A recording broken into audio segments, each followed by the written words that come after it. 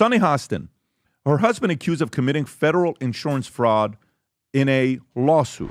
The View co-host Sunny Hostin's husband, Emmanuel Hostin, has been accused of federal insurance fraud. All right, buckle up, everyone, because today's story brings us one of the most unexpected and jaw-dropping crossovers between politics and daytime television. Imagine this. A U.S. senator, known for taking bold stances and calling out injustices, goes head-to-head with one of the most outspoken hosts on national television. That's right, we're talking about Senator John Fetterman suing Sunny Hostin, one of the co-hosts of The View, along with the show's producers. This isn't just your average celebrity headline. It's a full-blown legal battle that's shaking things up in both the political and entertainment worlds. And trust us, it's a story you don't want to miss.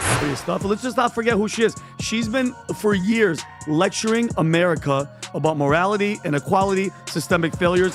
So let's set the stage. John Fetterman, a senator known for his fearless advocacy and no-nonsense attitude, was invited to appear on The View. Now, for those of you who don't know, The View is famous for its heated debates and controversial moments. It's a show where opinions clash, tempers flare, and headlines are made. But nobody could have predicted what would happen next. According to sources during his appearance, Sunny Hostin allegedly made comments that crossed the line. While the exact details of her remarks remain unclear due to the ongoing legal battle, they were serious enough to prompt Fetterman to take legal action.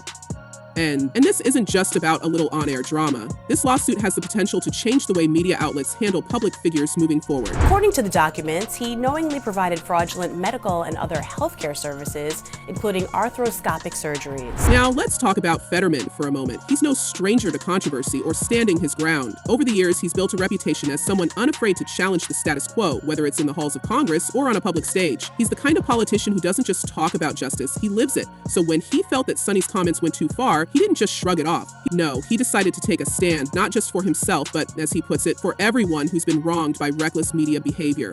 Fetterman's legal team is arguing that the remarks made on The View were not only defamatory, but also harmful to his reputation, his work, and even his family.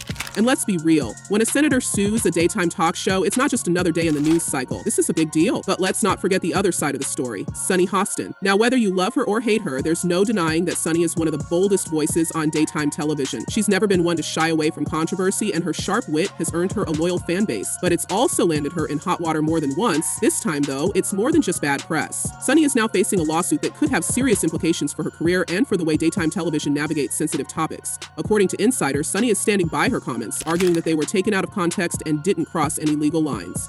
But when a U.S. senator is on the other side of the courtroom, you can bet this isn't going to be a simple case of he said, she said. Emmanuel denied the allegations via a statement through his lawyer, telling Daily Mail that his client, quote, denies each and every allegation and that the lawsuit is a blanket, scattershot, meritless lawsuit. So what exactly is this lawsuit about? While the specific comments Sunny made haven't been fully disclosed, Fetterman's legal team claims they were not only defamatory, but also malicious. And here's where it gets even more interesting. The lawsuit isn't just targeting Sunny herself, it's also going after the producers of The View.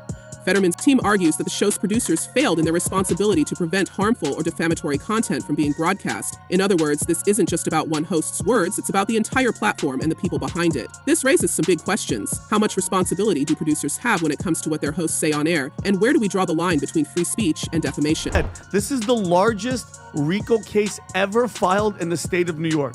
You guys wrap that around your brain. That's bigger than the mafia. Now let's zoom out for a second and look at the bigger picture, because this story is about so much more than just Fetterman and Sunny. It's about the role of media in shaping public opinion and the power dynamics between public figures and the platforms that cover them.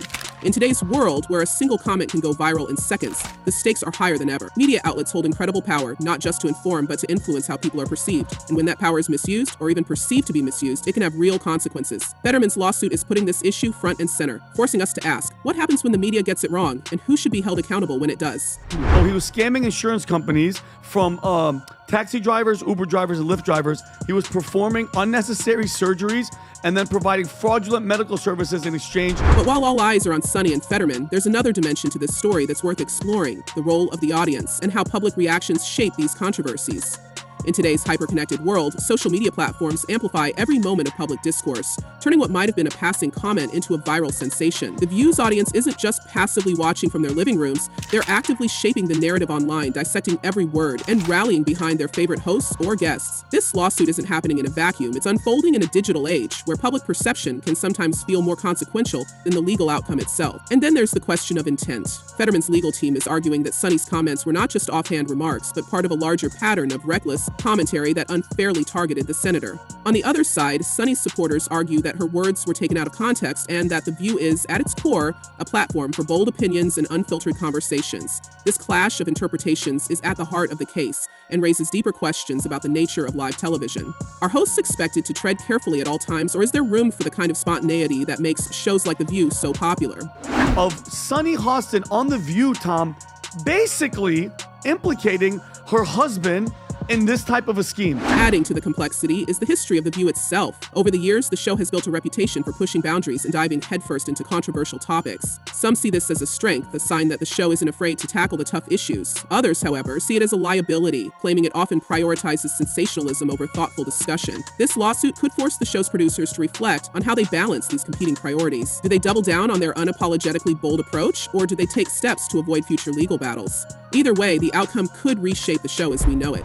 But it's just, I mean, you're married. Tom, you're married. If your husband's doing something, if he's allegedly doing something like this, you guys would know if your wives were up to. For Sunny, this lawsuit could be a defining moment. She's built her career on being outspoken, but this case is testing the limits of what that means. Can a host be held personally responsible for comments made during a live broadcast? And if so, what does that mean for the future of shows like The View, where heated debates and controversial opinions are part of the brand? On the flip side, for Fetterman, this case is about more than just clearing his name. He's using this lawsuit to send a message to the media, to his constituents, and to anyone who's ever felt wronged by public discourse.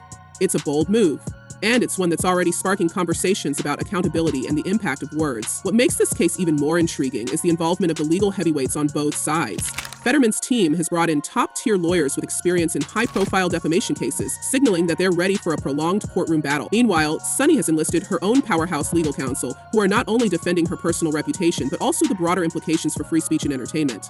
This clash of legal titans adds another layer of drama, with both sides preparing to argue not just about the facts of the case, but also the larger principles at stake.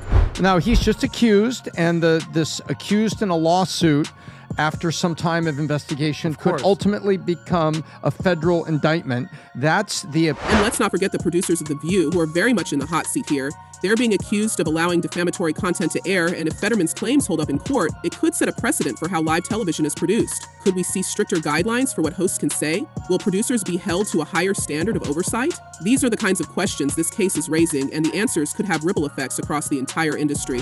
So we know Sunny Hostin and her husband, Dr. Emmanuel Hostin, are preparing for a legal battle to fight accusations that he committed federal insurance fraud. But here's the thing. This lawsuit isn't just about legal arguments and courtroom drama. It's also about public perception. Both Fetterman and Sunny are public figures with passionate supporters and vocal critics. And in the court of public opinion, this case is already creating waves. Some people see Fetterman's lawsuit as a necessary step to hold the media accountable, while others view it as an overreaction. The Washington Post reported that, similarly, Sunny's fans are defending her right to speak her mind, while her critics argue that she crossed a line. This clash of perspectives is part of what makes this story so compelling. It's not just about what happened, it's about what it means. And it's a very serious crime. In fact, it's one of the largest, if not the largest, RICO case in New York's history. As we watch this case unfold, one thing is clear: the stakes couldn't be higher. For Fetterman, this is about defending his reputation and standing up to what he sees as reckless behavior by the media. For Sunny and The View, it's about navigating the fine line between candid conversation and harmful commentary. And for the rest of us, it's a chance to reflect on the power of words, the responsibilities of public figures, and the role of media in our society. So, what do you think? Did The View go too far? Or is Fetterman overreacting? Is this lawsuit a necessary step toward media accountability? Or is it setting a dangerous precedent for free speech? Whatever your opinion, there's no denying that this story is one for the history books. As the legal battle continues, we'll be keeping a close eye on every twist and turn.